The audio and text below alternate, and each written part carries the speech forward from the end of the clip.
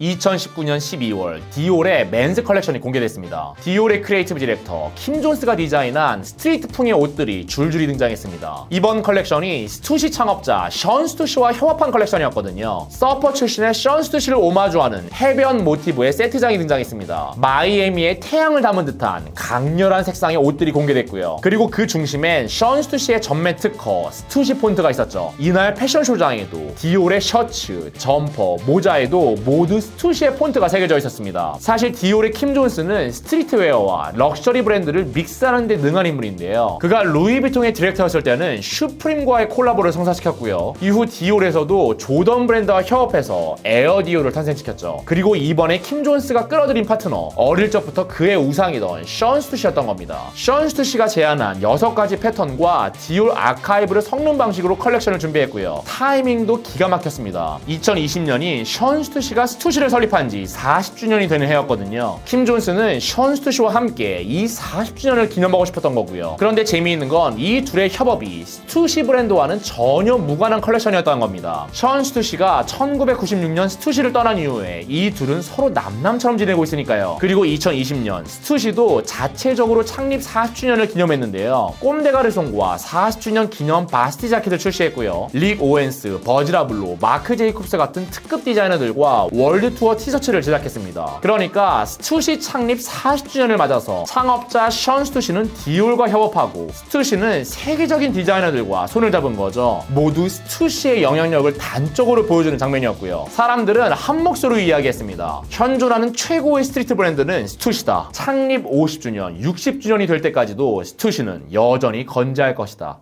스투시, 슈프림과 팔라스보다 앞서 등장한 1세대 스트리트웨어 브랜드입니다. 스트리트웨어를 대중화시킨 브랜드로 꼽히고요. 스투시의 시작 1980년 남부 캘리포니아였습니다. 1954년생인 션 스투시는 어릴 적부터 서핑에 푹 빠져 살았는데요. 15살 때부터는 서프보드를 제작했습니다. 보드 위에 스투시 로고를 새겨서 판매했고요. 이 로고는 그래픽 디자이너였던 션의 삼촌 얀 스투시가 직접 손으로 그려준 로고였죠. 어느 날 션 스투시가 우연히 참가한 무역 박람회에서 그의 인생이 바뀌었습니다. 박람회에서 서프보드는 잘 팔리지 않았는데 기념품으로 가져간 스투시 티셔츠만 불티나게 팔린 거죠. 박람회에서 션 스투시가 판매한 서프보드는 24개였습니다. 스투시 티셔츠는 1000개가 팔렸고요. 그리고 이 광경을 목도한 사람, 션 스투시의 친구이자 회계사 프랭크 시나트라 주니어였습니다. 시나트라는 션 스투시에게 한 가지 제안을 했는데요. 내가 $5,000를 투자할 테니까 우리 스투시 의류 라인을 시작해보자. 그렇게 션 스투시와 프랭크 시나트라 주니어의 동업이 시작됐죠. 디자이너 션 스투시의 장기는 믹스였습니다. 션은 수많은 잡지에서 발견한 펑크, 랩, 스케이트보드 같은 서브컬처를 서프웨어와 섞었습니다. 8볼, 주사위, 플레잉카드 같은 독특한 상징물을 섞었고요. 또 션 스투시는 명품 브랜드와도 섞었습니다. 샤넬의 로고를 응용해서 더블S 로고를 만드는 시기였죠. 샤넬 넘버 5를 패러디해서 스투시 넘버 4 티셔츠를 제작했고요. 또 야구 선수들만 쓰던 모자를 패션 모자로 처음 출시한 것도 스투시였습니다. 스투시는 서프 스트리트웨어라 불리게 됐고요. 그리고 1990년대가 되면서 스투시의 인기가 치솟았습니다. 서브컬처였던 힙합이 주류 문화가 됐거든요.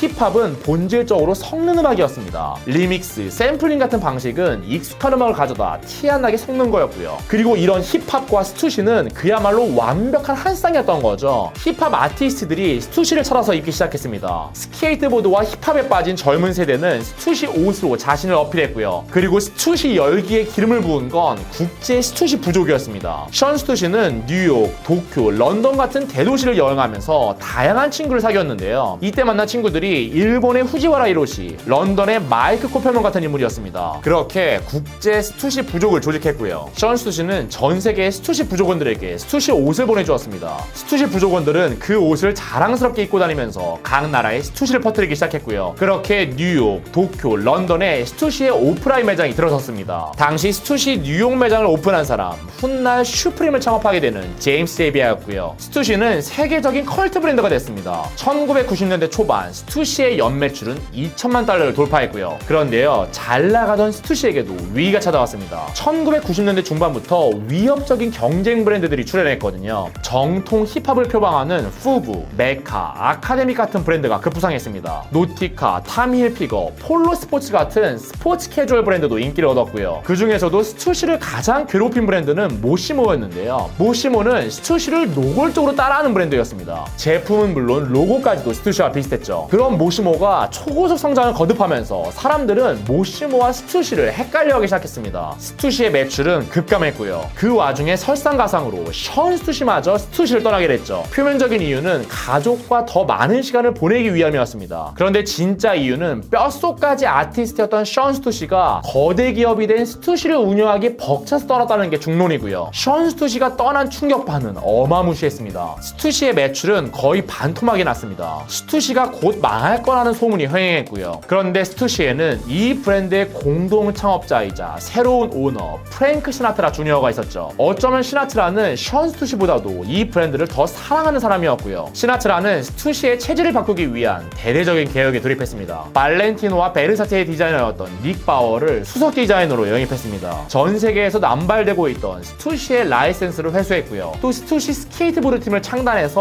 월드 투어를 떠나기도 했죠. 당시에 유독 스투시 팬이 많았던 일본과 유럽 지역을 집중적으로 공략했고요. 그리고 스투시를 일으켜 세운 결정적인 한 방은 2000년부터 시작된 나이키와의 콜라보였습니다. 당시만 하더라도 콜라보는 그야말로 생소한 개념이었는데요. 스투시가 나이키의 에어허라치, 덩크 같은 슈즈를 재해석해서 내놓았는데 이게 초대박을 터뜨린 거죠. 그 후 20여 년간 나투시라는 말이 생겨날 정도로 두 브랜드의 콜라보는 나오는 족족 화제가 됐고요. 또 당시의 시장 환경도 스투시에게 유리하게 전개됐습니다. 인터넷이 본격적으로 대중화됐고요. 하이피스트 같은 블로그가 성장했죠. 그로 인해 전 세계적으로 스니커즈 수집 열풍이 불어닥쳤고요. 또 2010년대 들어서는 스트리트웨어가 패션신의 중심이 됐습니다. 자연히 이 분야의 원조 브랜드 스투시의 인기도 덩달아 치솟았고요. 이제 스투시는 서울, 뉴욕, 도쿄 같은 세계 주요 도시에 플래그십 스토어를 운영합니다. 슬램시티 같은 스케이트보드 샵에서부터 도버 스트리트 마켓, 센스 같은 고급 편집샵까지 입점해 있고요. 스투시의 연매출은 6천만 달러 정도로 추정되죠. 지난 40여 년간 스투시는 그야말로 파란만장한 세월을 보냈습니다. 저는 스투시를 1990년대 듀스의 김성재 그리고 H.O.T 장우혁을 통해서 처음 접했는데요. 그때 한국에서도 굉장한 스투시 붐이 일었거든요. 그런데 션 스투시가 떠난 후 스투시는 오랜 침체기를 겪었고 프랭크 시나트라 주니어는 결국 이 브랜드를 부활시켰죠. 시나트라가 망해가던 브랜드 스투시를 부활시킨 비결이 뭘까요? 궁금하시죠? 오늘 소개해드릴 팔리는 브랜드는 스투시입니다. 한동안 스투시를 위협하는 경쟁사는 모시모였습니다. 당시 모시모는 가히 폭발적인 인기를 구가했는데요. 모시모의 창업자 모시모 지안눌리는 1987년 서던 캘리포니아 대학을 중퇴했습니다. 아버지로부터 10만 달러를 빌려서 자신의 이름을 딴 서프웨어 브랜드 모시모를 설립했고요. 모시모는 처음부터 센세이션을 일으켰습니다. 모시모의 네온 컬러 비치발리볼 반바지 그리고 M 사인이 들어간 티셔츠가 메가히트를 기록했거든요. 미국 내 어딜 가나 모시모가 있었습니다. 서프숍에서도 대형 쇼핑몰에서도 모시모는 불티나게 팔려나갔죠. 결국 모시모는 1996년 뉴욕 증권거래소에 상장됐습니다. 모시모 지안눌리는 2억 7,500만 달러의 자산가가 됐고요. 그런데 딱 거기까지였습니다. 모두가 모시모를 입게 되면서 모시모의 실증을 내는 사람들도 급증했거든요. 모시모의 인기는 추락했고요. 상장 이듬해 모시모는 1,870만 달러의 손실을 봤습니다. 이후에도 판매량은 회복되지 않았고요. 결국 모시모는 2006년 아이코닉스 그룹에 인수됐습니다. 지금도 모시모를 좋아한다는 팬은 그 어디에서도 찾아보기 힘들고요. 그런데 스투시의 행보는 모시모와 달랐습니다. 스투시는 느리더라도 건강한 성장을 추구했거든요. 이건 션 스투시가 떠난 이후에 시나트라의 정책을 보면 알 수 있는데요. 당시 스투시는 여러 나라에 남발해온 스투시 라이센스를 거두어들였습니다. 매장 수를 대폭 축소했고요. 이후엔 각 나라별로 운영되던 인스타그램 계정까지도 스투시 계정 하나로 통합해버렸죠. 지금도 스투시는 전 세계적으로 25개 정도의 매장만 운영합니다. 아무리 인기가 좋은 제품이어도 한정 수량만 생산하고요. 몇 년 전 스투시가 5천만 달러라는 역대급 매출을 기록한 해가 있었는데요. 스투시의 현 CEO 데이비 시나트라는 이걸 두고 사고라고 표현하더라고요. 너무 큰 매출을 기록한 게 도리어 깨름직하다고 말했고요. 지금은 작은 브랜드의 시대입니다. 어떠세요? 앞으로도 스투시를 대형마트나 홈쇼핑 같은 채널에서 만날 일은 없을 것 같죠? 그만큼 스투시가 모시모처럼 한 번에 맛이 갈 가능성도 낮아 보이고요. 그래서 오늘도 전 세계 스투시 매장에는 스투시 옷을 사기 위한 행렬로 가득합니다. 사람들은 한정 생산의 아이콘 스투시를 지금 사지 않으면 영영 살 수 없다는 사실을 잘 알고 있으니까요.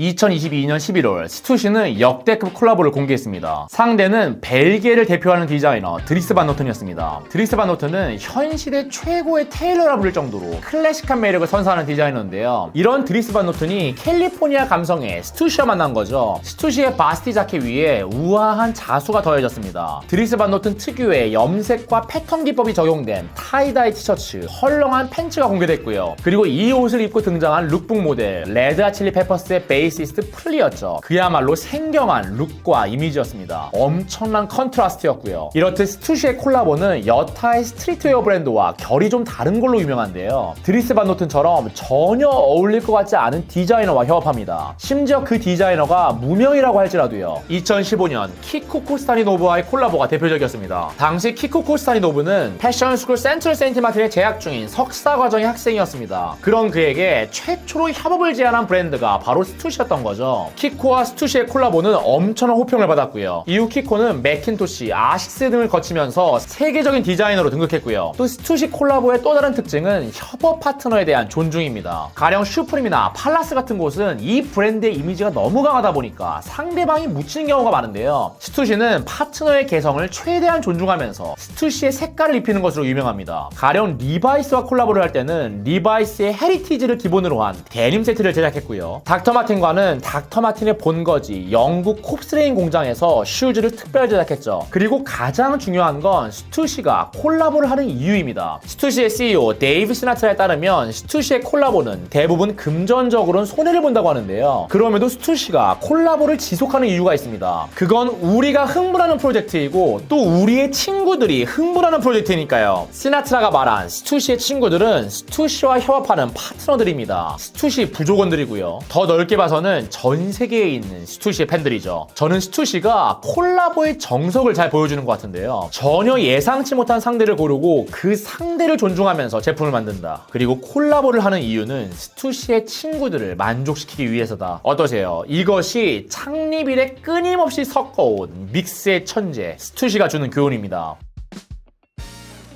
2000년대 초반 스투시가 OTB 그룹에 매각될 거라는 소문이 난 적이 있습니다. OTB 그룹은 디젤을 창업한 렌조루소가 오너로 있는 기업이죠. 현재 디젤 외에도 메종 마르지엘라, 마르니, 질센더 같은 다수의 브랜드를 보유하고 있고요. 실제로 스투시가 매각 제안을 받았는지는 정확히 알려지지 않았습니다. 그런데 지금까지 인기 스트리트웨어 브랜드가 인수된 사례를 보면 충분히 근거 있는 소문이었죠. 볼콤은 케어링 그룹에, 베이딩 에이프는 홍콩의 IT 그룹에 인수됐습니다. 심지어 2020년에는 슈프림까지도 VF 코퍼레이션에 2조 3천억 원에 인수됐고요. 그런데 스투시는 지금까지도 시나트라 가문 소유의 독립회사로 남아있습니다. 벤처 캐피탈 등에서 별다른 투자도 받지 않았고요. 그럼 시나트라 입장에선 스투시를 매각하면 엄청난 돈을 벌 수 있었을 텐데 왜 매각하지 않은 걸까요? 제 생각에는 스투시의 자유를 지키고 싶어서 그랬던 것 같아요. 그건 투자자들의 눈치를 보지 않고 스스로 만들고 싶은 옷을 만들 자유입니다. 유행과 판매에 신경 쓰지 않고 스투시 스타일을 추구할 자유고요. 스투시 내부에 존재하는 우선순위도 이 점을 잘 보여줍니다. 스투시에게는 브랜드가 첫 번째고 수익은 그 다음이다. 그러니까 스투시에게는 돈 버는 것보다 더 중요한 일이 멋있는 브랜드를 만드는 거라는 거죠. 그런 멋있는 브랜드를 만들기 위해서 반드시 필요한 게 자유고요. 스투시는 이 자유를 가지고 비용 걱정 없이 옷의 소재와 디테일에 집착합니다. 유르겐 텔러, 마리오 소렌티 같은 최고의 포토그래퍼를 기용해서 아름다운 룩북을 만들고요. 그리고 스투시의 자유에는 고객을 선택하는 자유도 포함됩니다. 스투시가 생각하기에 아베크롬비나 홀리스터 같은 대중 브랜드를 애용하는 고객은 애초에 스투시의 고객이 아닙니다. 그보다는 배타적이고 차별화된 옷을 입고 싶어하는 사람들이 스투시의 고객이죠. 이것이 스투시가 자유를 활용하는 방식입니다. 한때 잘 나가던 베이딩 에이프는 대기업에 인수된 후에 브랜드가 망가졌습니다. 슈프림은 앞으로도 슈프림 다음을 지켜나갈 수 있을지 불투명하고요. 이런 상황에서 스투시가 끝까지 자유를 지켜낸다면 앞으로도 가장 빛날 스트리트웨어 브랜드는 스투시 아닐까요?